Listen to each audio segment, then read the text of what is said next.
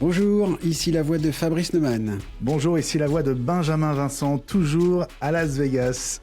Forcément Benjamin, puisque nous n'en sommes qu'au deuxième jour de notre semaine spéciale CES. On rappelle donc Benjamin que tu es sur place à Las Vegas depuis samedi. Je crois d'ailleurs que tu as en fait déjà quand même plein de choses à nous raconter. Et pourtant, le salon n'est toujours pas officiellement ouvert. Ouais, il le sera dans un peu moins de 24 heures maintenant, puisque c'est prévu pour ce mardi 10h du matin ici, donc 19h heure française.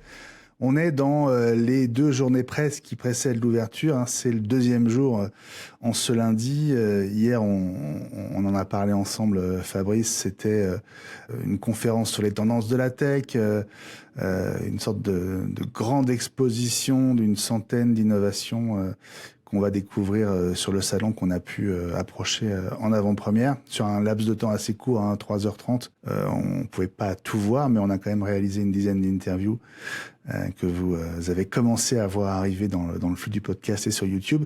Et puis aujourd'hui, donc lundi, c'est le jour des conférences de presse et du début des keynotes officielles.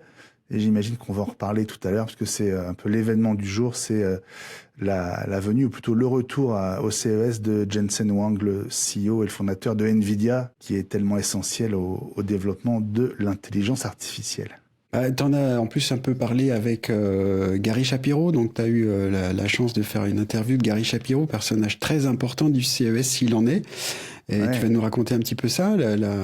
Au moment où on enregistre, l'interview est quasiment prête à être diffusée. Mais c'est vrai qu'il avait l'air lui aussi très enthousiaste à bientôt écouter le patron d'NVIDIA au CES. Oui, le CES, c'est un show qui a besoin d'attirer les visiteurs et l'attention des médias. Donc pour ça, il n'y a pas 36 solutions. Il faut des annonces spectaculaires avec des produits qui vont marquer un peu l'histoire. Ça a souvent été le cas ici, que ce soit le laserdisc ou la haute définition.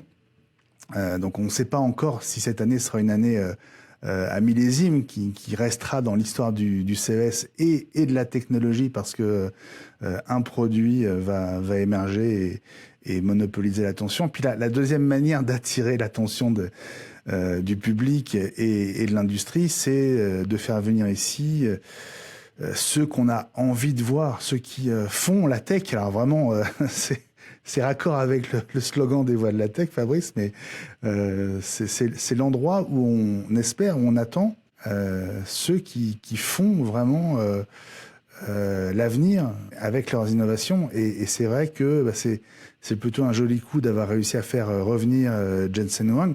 C'est la 3e fois qu'il va s'exprimer au CES depuis les débuts d'NVIDIA. Donc c'est à la fois beaucoup et très peu.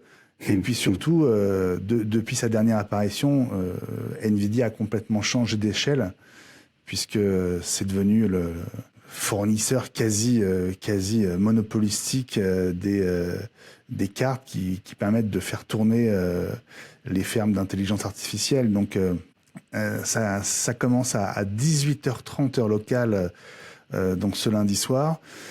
Donc ce sera le milieu de la nuit en France.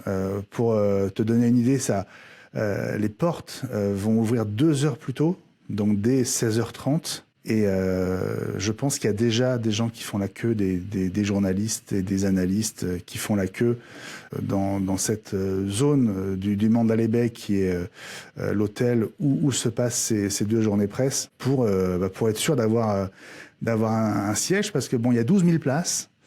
Mais tout le monde, c'est comme un grand concert, quoi. C'est comme un grand concert. Pour donner un petit repère à ceux qui nous écoutent, tu dis que des gens font déjà la queue. Il est quelle heure là pour toi au moment où on enregistre ?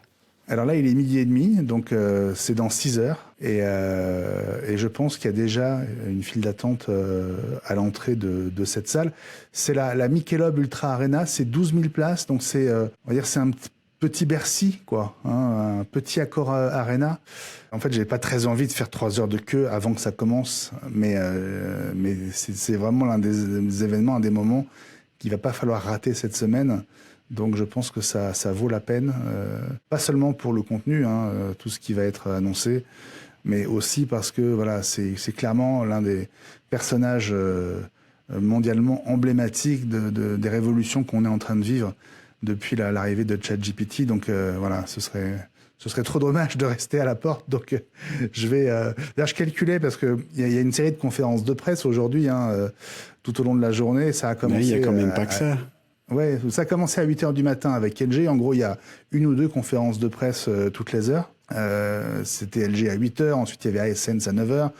On a eu TCL et AMD à 11h, ça reprend à 13h.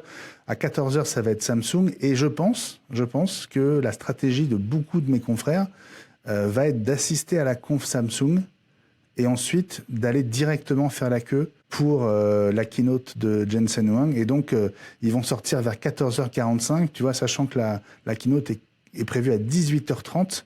Il y a sans doute pas mal de gens qui vont être prêts à faire 4 heures de queue pour être sûr de pouvoir entrer. Donc, je suis pas loin de me dire que dès qu'on aura fini l'enregistrement, je vais aller faire la queue moi aussi. Bon, bah, oublie pas ta bouteille d'eau et ton sandwich, parce que du coup, ça va être un petit peu long d'attendre debout. Ça va être... Bon, du coup, t'as évoqué ça, il y a eu déjà quelques conférences de presse. Alors, j'ai eu l'impression que t'avais pas été retourné parce que t'avais vu jusque-là en conférence de presse. T'as évoqué TCL, t'as évoqué LG.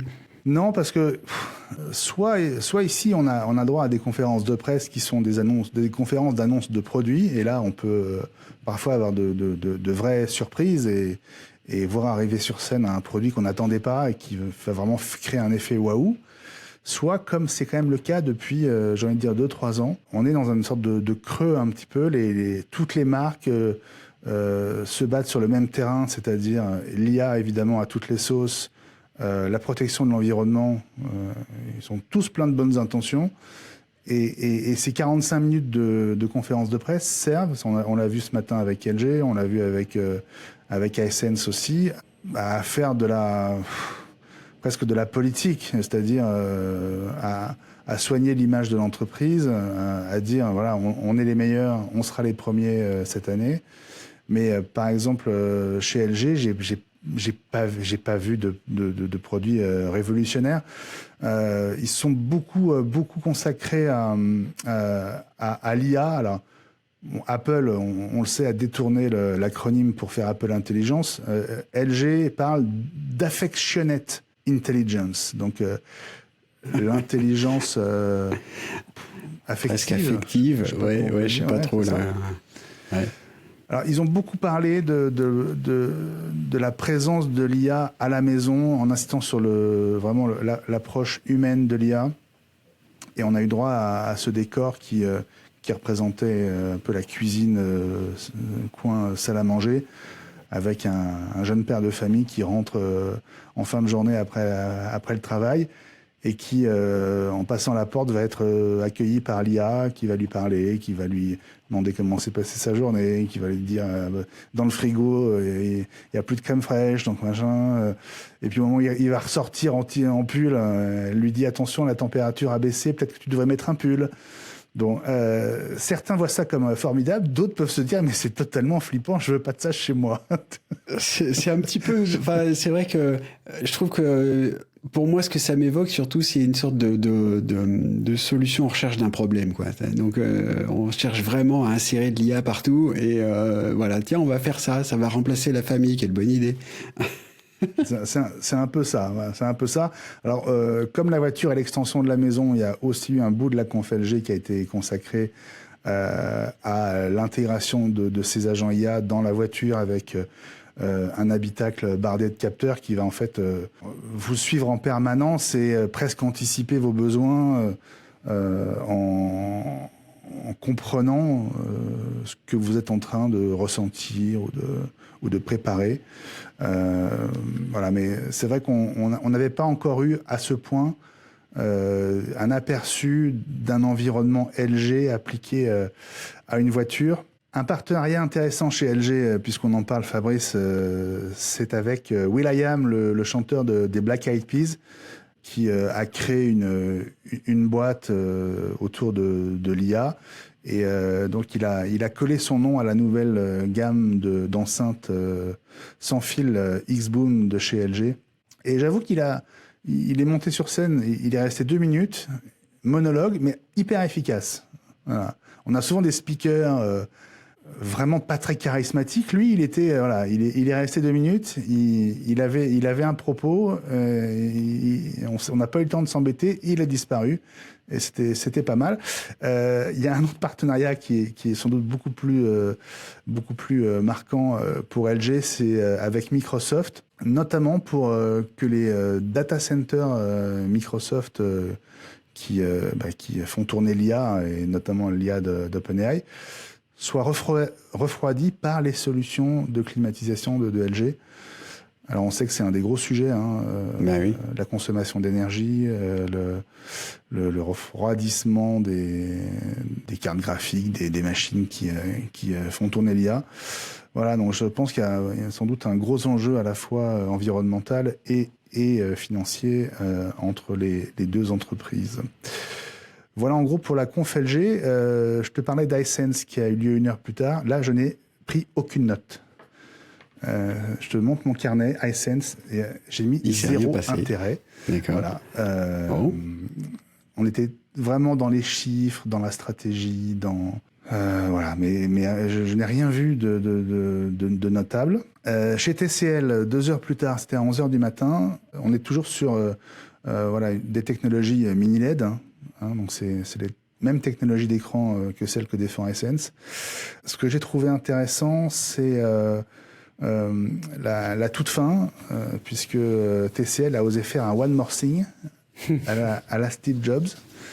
Alors là, je me suis dit, attention, là, faut que ce soit du lourd. Bon, c'était un petit projecteur portable sur batterie qu'on peut emmener au camping. Je sais pas si ça valait un One More Thing. Non, mais dit comme ça, effectivement, ça donne pas envie. J'imagine qu'il avait un ton un peu plus enjoué. Il est assez sympa. Il a la forme d'un cube, comme le Cinebeam Q de chez LG qui était sorti il y a 1 an. On n'a aucune caractéristique parce qu'ils étaient à la bourre, donc ils ont raccourci la fin de la conf et donc ils l'ont juste montré en disant qu'ils sortaient. Mais c'est pas inintéressant parce que jusqu'à maintenant, TCL qui est quand même, on va dire, c'est le Samsung chinois pour simplifier. Ils font vraiment de tout. C'est devenu une marque mondiale énorme. Jusqu'à maintenant, ils ne voulaient pas entendre parler des projecteurs. Ils me l'avaient encore dit d'ailleurs à l'IFA, donc c'était il y a simplement 3 mois. Faut croire qu'ils sont en train de changer leur discours et leur stratégie autour de l'image, puisque voilà, en plus d'être un gros acteur de la télé, ils arrivent aussi sur le marché des projecteurs, marché sur lequel leur concurrent direct iSense est déjà depuis un moment, et donc il y a une nouvelle bataille là qui va s'enclencher entre les deux, et ça va être au bénéfice du consommateur, et ça c'est plutôt une bonne chose. Et puis si jamais vous voulez changer de télé, il y a une nouvelle gamme évidemment d'écrans chez TCL, c'est la série QM6K, toujours très grand public, ces noms de oui, de produits. Ça aussi, ça donne envie. Voilà, donc du 50 au 98 pouces en mini LED, donc c'est le QD mini LED très exactement chez TCL. Alors c'est vrai que c'est assez inédit, annoncé aujourd'hui et en précommande aujourd'hui. En général, les annonces du CES, il faut attendre des mois avant de pouvoir les commander ou les acheter. Là, quand ça sort. Ça commence aujourd'hui, les précommandes sur le site de TCL, évidemment.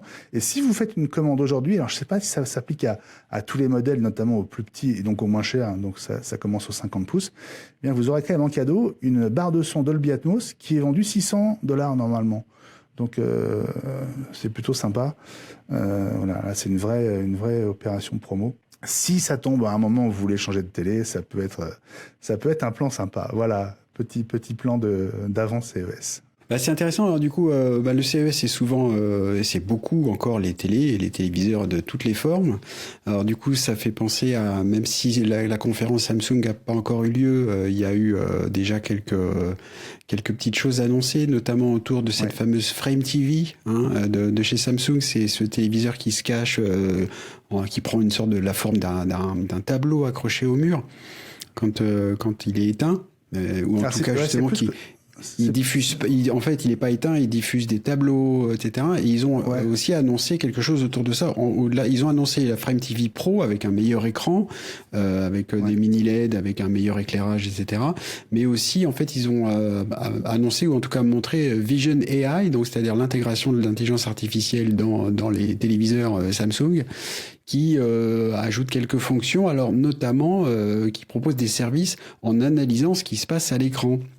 Alors ça me fait un peu penser à ce que tu racontais autour d'LG, on met un peu de l'IA partout, et donc là c'est on analyse ce que tu es en train de regarder pour te dire quels sont les acteurs qui jouent dans la série ou le film que tu es en train de regarder, ou s'il y a un plat qui est montré à l'image, on essaie de te dire bah ça c'est des spaghettis comme ci comme ça, et voilà la recette. Voilà.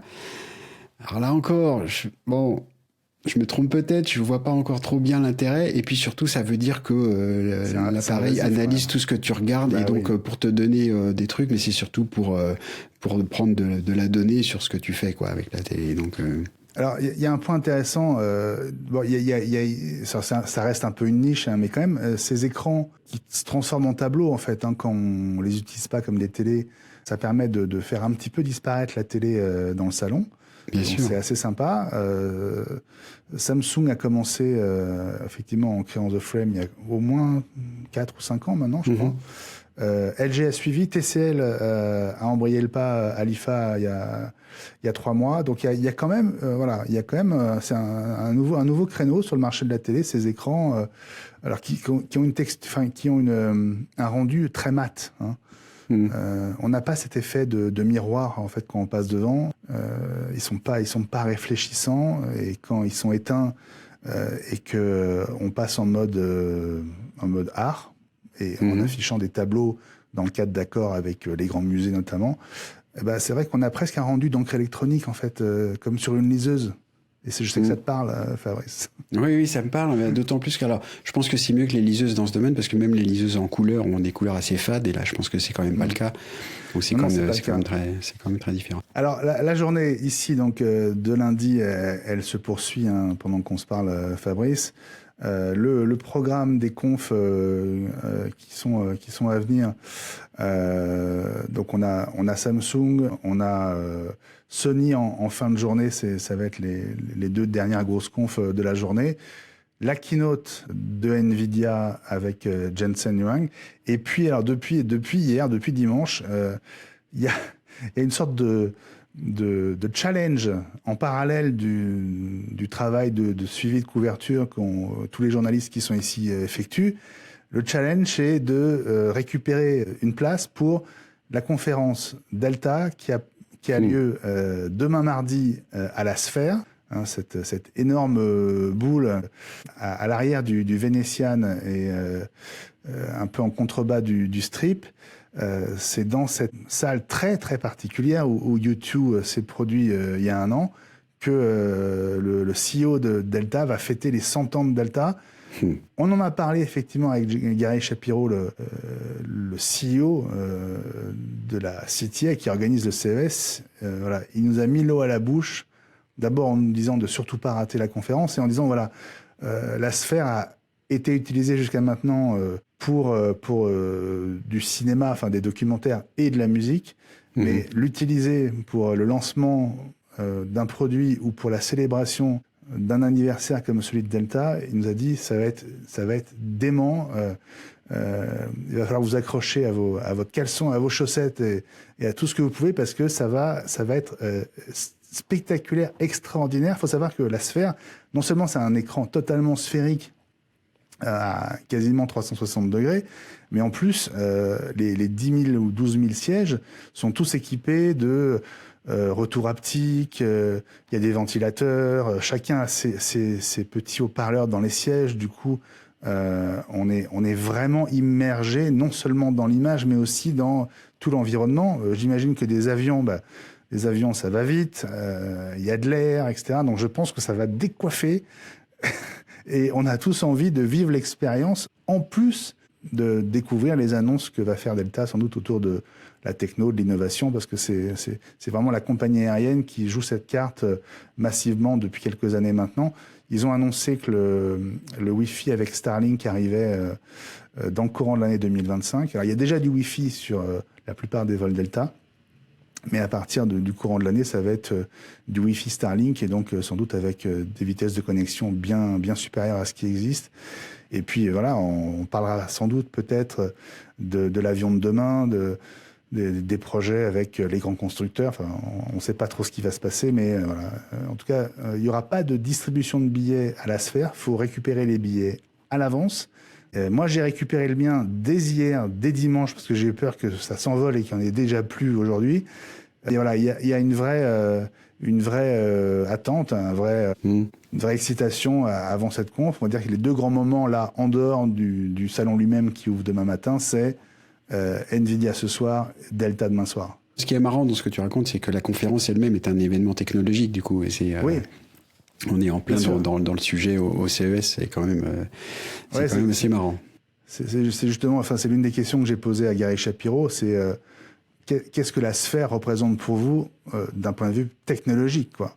Et c'est à ce moment-là où il a fait le rapprochement avec la conf Delta en disant c'est génial qu'ils aient osé, en fait, et qu'ils s'apprêtent à utiliser cet endroit si particulier, ce qui demande effectivement sans doute beaucoup de préparation, parce que les formats sont dingues. Enfin, je veux dire, il faut sans doute produire des images spécialement pour l'endroit. Enfin, ça ressemble pas du tout à un écran rectangulaire, quoi. Hein. Donc, est-ce que c'est de l'IMAX? Est-ce qu'il faut envoyer des caméras? Je sais pas ce qu'ils ont fait. On va tout découvrir. Écoute, tu nous raconteras ça.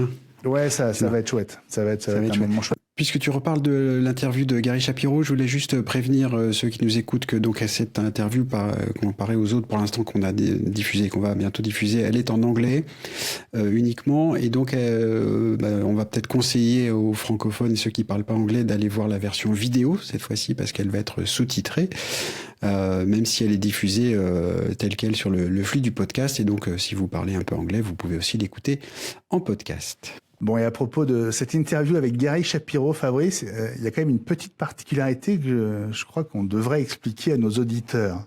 Oui, c'est-à-dire que c'est bizarre parce que cet homme est américain, il ne parle qu'anglais avec quelques mots de français assez rares, et puis tout à coup il se met à parler un français presque parfait.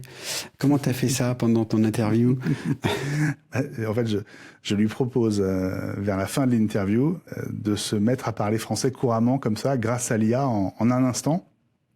Il faut savoir que Gary Shapiro, quand il est en France et qu'il fait un discours, peu importe l'endroit où il va être, il commence systématiquement par dire « Bonjour, je m'appelle Gary Shapiro et je ne parle pas français. » Voilà.